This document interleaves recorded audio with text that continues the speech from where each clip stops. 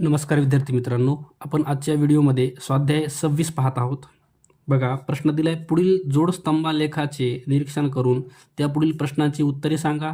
या जोडस्तंभालेखामध्ये गोविंदाचे पहिल्या व दुसऱ्या सत्र परीक्षातील काही विषयाचे गुण दर्शवले आहेत. ओके, तर पहिले हे तुमचं पूर्ण प्रमाण बघून घ्या बरं का. वाय ॲक्सिसवर 1 सेमीला 10 गुण आहेत.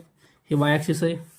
1 सेंटीमीटरला 10 गुण दिलेत त्यांनी इथं. ओके, त्याच्यानंतर जे पांढऱ्या कलरचा आहे तो प्रथम सत्र आहे. हा जो आहे हा तुमचा प्रथम सत्र आहे. आणि हा जो काळ्या कलरचा आहे हा तुमचा द्वितीय सत्र आहे. हा तुमचा द्वितीय सत्र आहे बरं का. काळ्या कलरचा द्वितीय सत्र आणि पांढऱ्या कलरचा हा प्रथम सत्राचे मार्क आहे. ओके, आता ह्याच्यावर काही प्रश्न विचारलेत आपल्याला, ते प्रश्न सोडवायचे आहेत. हे मराठी विषयाचा स्तंभ आहे. हा हिंदी, इंग्रजी, गणित आणि विज्ञान. ओके,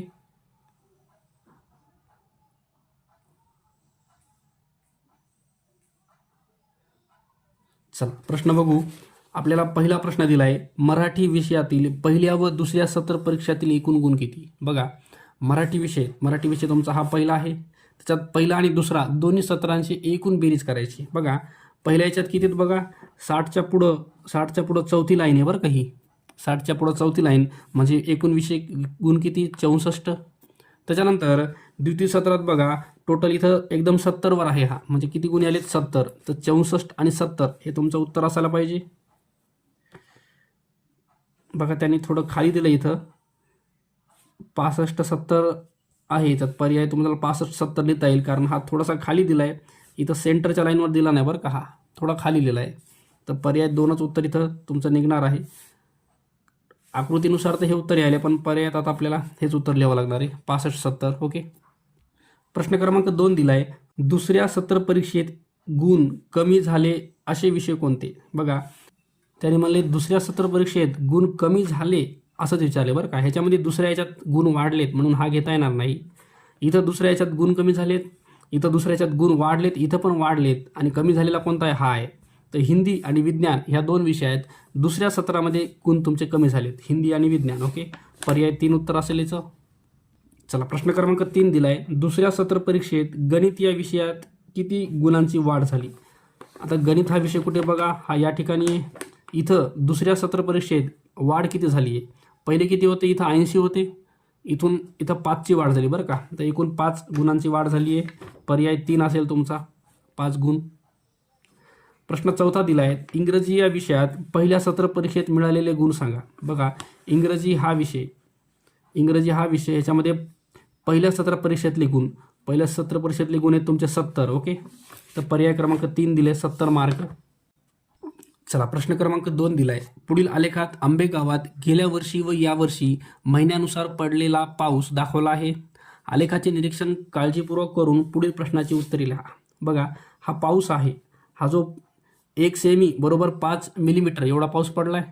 हा जो पांढरा डबा आहे तो या वर्षीचा पाऊस आहे, आणि जो काळा डबा आहे तो गेल्या वर्षीचा पाऊस आहे बरं का.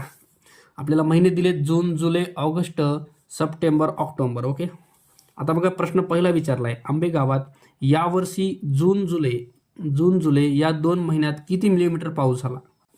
जून आणि जुलै ह्या दोघांचं आपल्याला काढायचं बरं का. जूनचे किती आहे, यावर्षीचे विचारले बरं का. यावर्षी म्हणजे पांढरा डब्बा. जूनमध्ये पांढरा डबा किती आहे, 20 आहे, आणि जुलैमध्ये पांढरा डबा किती आहे, 35 आहे. ओके, दोघांची बेरीज करू आपण. 5 आणि 0 5, 3 आणि 2 5. ओके, 3 आणि 2 5, तर टोटल किती आले, 55 मिमी यायला. ओके, तर पर्याय 3 हे तुमचं उत्तर असेल. प्रश्न क्रमांक 2 दिलाय, गेल्या वर्षी ऑक्टोबरमध्ये पडलेला पाऊस यावर्षी ऑगस्टमध्ये पडलेल्या पावसाचा किती पट होता. बघा, ऑक्टोबरमधला गेल्या वर्षीचा पाऊस किती आहे, 10 आहे. ओके, 10, आणि ऑगस्टमध्ये पडलेल्या यावर्षीचा ऑगस्टमधला यावर्षीचा किती आहे, 50 आहे बरं, 50. ह्यांची पट काढायची आहे, म्हणजे ह्याला वर टाका, याला खाली टाका आणि डिवाईड करा. 0 0 कट होतील, राहिलं 1/5. तर पर्याय 2 हे तुमचं उत्तर असेल, 1/5. प्रश्न क्रमांक 3 दिलाय, जुलै महिन्यात यावर्षी व गेल्या वर्षी पडलाय 35 मिमी आणि गेल्या वर्षी पडलाय 10 मिमी. ओके, ह्यांचं गुणोत्तर काढायचं आहे, तर हे 35/10 ठेवा. ओके, ह्याला जर आपण डिवाईड केलं, 5 जर भाग दिला, 5 7 35, 5 2 10, आता 7/2 तर याच्यात नाही आहे. ओके, 7/5 आहे, 7/2 तर नाही आहे. मग ह्यांनी काय केलं, हे जे शून्य आहे त्याच्या बदल्यात आपल्याला वर पॉईंट घेता येतो 3.5 आणि खाली काही नाही तर खाली 1 लिहिता येतं. 3.5 आणि 1 हे तुम्हाला लिहिता येईल. पर्याय 4 दिले बघा, 3.5 आणि 1 पर्याय 4 उत्तर असेल. प्रश्न 4 दिला आहे, यावर्षी पडलेल्या पावसाची सरासरी किती मिमी आहे. ओके, तर यावर्षीचा सर्व महिन्यांचा पाऊस इथं मी जमा केला आहे. ओके, ह्यांची सरासरी काढायची आहे तर ह्यांची बेरीज करून तर किती महिने आहेत, 5 महिन्यात तर 5 भाग द्या बघा. 20 + 35 + 50 + 45 + 25 भागिले 5 करा. ओके, चला बेरीज करून घेऊ. 50 आणि 20 हे झाले 70 अधिक 35 आणि हे 5 40, 50 60 आणि हे तुमचे 45 उरले. बेरीज करू घेऊ यांची. 5 17 यायली बेरीज 175 भागिले 5 करा. 5 त्रिक 15, 16 17 2 उरले, 5 5 25. ओके, तर सरासरी तुमची एकूण यायली 35. पर्याय क्रमांक 4 हे उत्तर असेल. प्रश्न क्रमांक 3 दिलाय, सुरेश व रमेश यांना सत्र परीक्षेत मराठी, इंग्रजी, विज्ञान व गणित या विषयामध्ये मिळालेले गुण सोबतच्या जोडस्तंभालेखात दाखवले आहेत. त्यावरून पुढील प्रश्नाचे उत्तरे लिहा. हे पांढरा जो डबा आहे हे तुमचा सुरेशचा ग्राफ असेल आणि हा काळ्या कलरचा हा रमेशचा ग्राफ आहे. ओके, 1 सेमीला त्यांनी गुण दाखवले 10 गुण. आता ह्याच्यावर काही प्रश्न विचारलेत बघा. प्रश्न बघू आपण.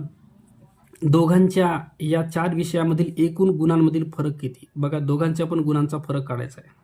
तर पहिले आपण सुरेशचे एकूण गुण बघूया.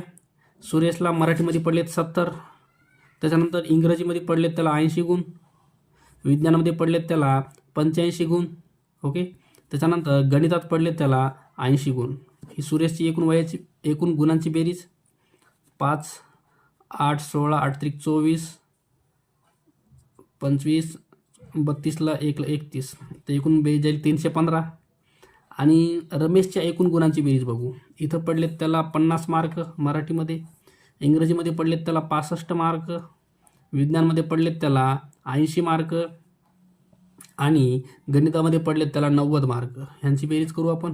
5 8 आणि 9 17, 17 आणि 6 23 आणि 5 28, 285 गुण. ओके, तर यांची आपल्याला फरक काढायचा बरं का. तर 315 आणि 285चा फरक काढू. 0 11मधून 8 गेले 3, तर फरक 30चा यायला बरं का. पर्याय क्रमांक 3 हे उत्तर असेल. चला प्रश्न क्रमांक 2 बघा. रमेशला भाषा या विषयात एकूण किती गुण पडले. बघा, भाषा विषय कोणकोणते आहेत, मराठी आणि इंग्रजी. ओके, मराठी आणि इंग्रजी हे तुमचे भाषा विषय आहेत. तर रमेशचे बरं का, रमेशचे म्हणजे हे काळ्या कलरचा डब्बा आहे. इथले मार्क किती आहेत 50 आणि इथले मार्क किती आहेत 65. 50 आणि 65ची बेरीज करू. 5 6 आणि 5 11, तर 115 गुण. पर्याय 2 उत्तर असेल. चला प्रश्न क्रमांक 3 दिलाय, रमेश व सुरेश मराठी विषयाच्या गुणाचे गुणोत्तर किती. बघा, रमेश पहिले टाकायचं बरं का. रमेश म्हणजे किती आहेत मराठीत मार्क 50. ओके, 50 आणि सुरेशचे मराठीचे मार्क किती आहेत हे 70. ह्यांचं गुणोत्तर म्हणजे तुम्हाला भागाकार करायचा आहे. 0 0 कट होतील, राहतील तुमचं 5 आणि 7. बघा, 5 आणि 7 पर्याय 4 हे उत्तर असेल.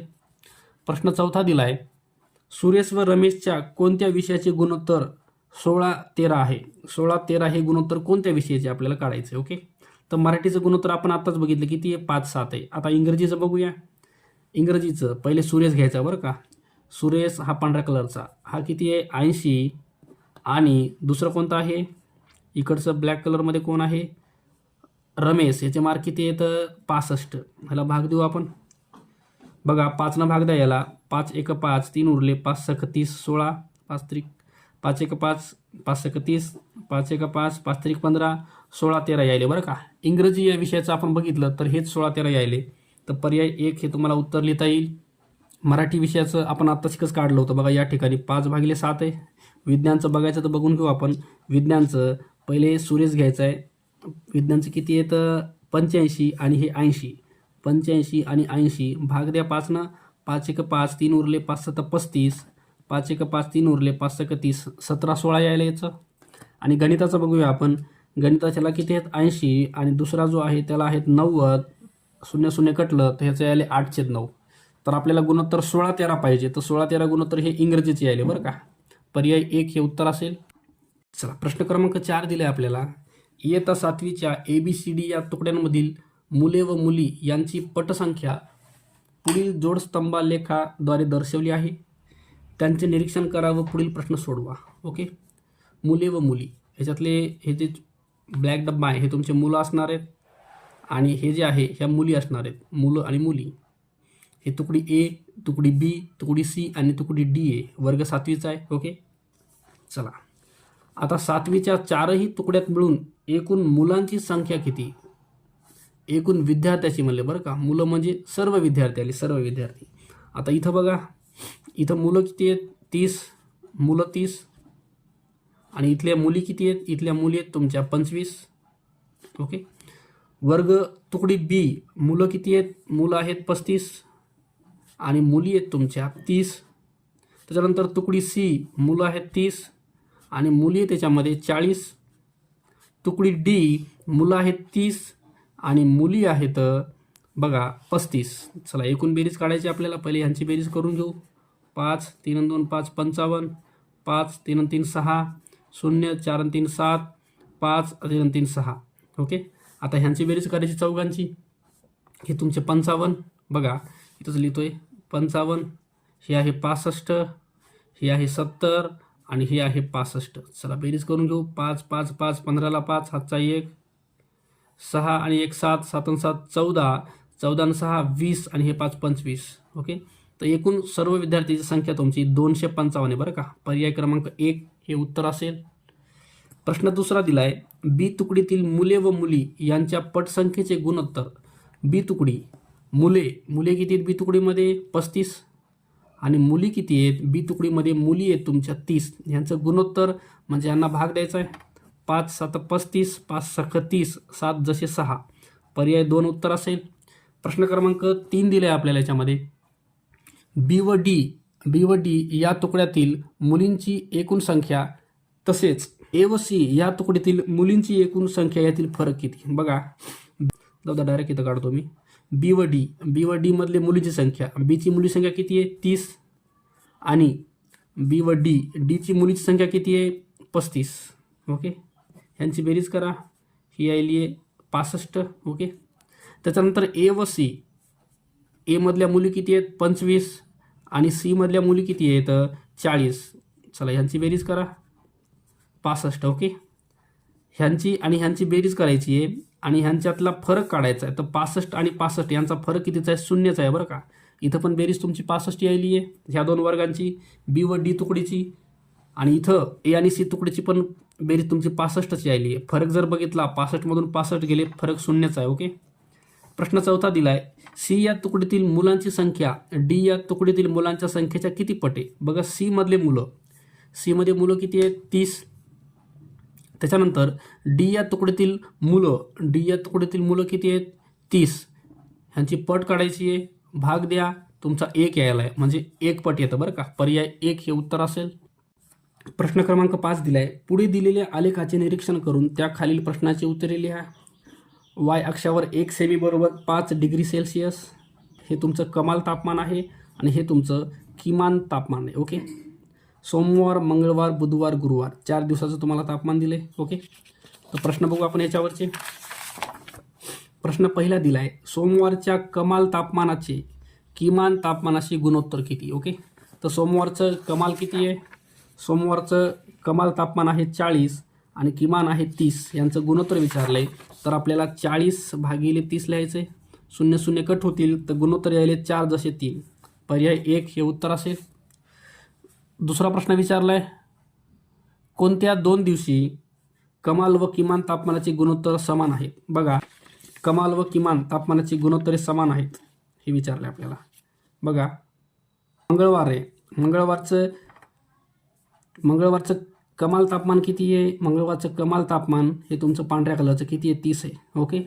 आणि सोमवारचं किमान तापमान हे जे आहे हे पण 30च आहे बरं का. तर कोणत्या 2 दिवशी कमाल आणि किमान तापमान सारखं आहे? तर मंगळवार आणि सोमवार किंवा सोमवार मंगळवार. ओके. तर बघू आपण.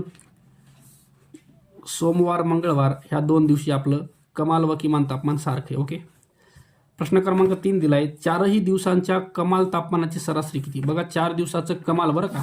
4 दिवसाचं कमाल तापमान घ्यायचं. इथलं किती आहे? सोमवारचं 40. त्याच्यानंतर मंगळवारचं किती आहे? 30. त्याच्यानंतर बुधवारचं किती आहे 20 आणि गुरुवारचं कमाल आहे तुमचं 40. ह्यांची सरासरी काढायची आहे. सरासरी म्हणजे काय असतं एकूण बेरीज. शून्य तुमची एकूण बेरीज झाली 130. ओके, तर 130ला तुम्हाला भाग द्यायचा आहे. एकूण किती दिवसाचे 4 दिवसाचं म्हणून 4 भाग द्या.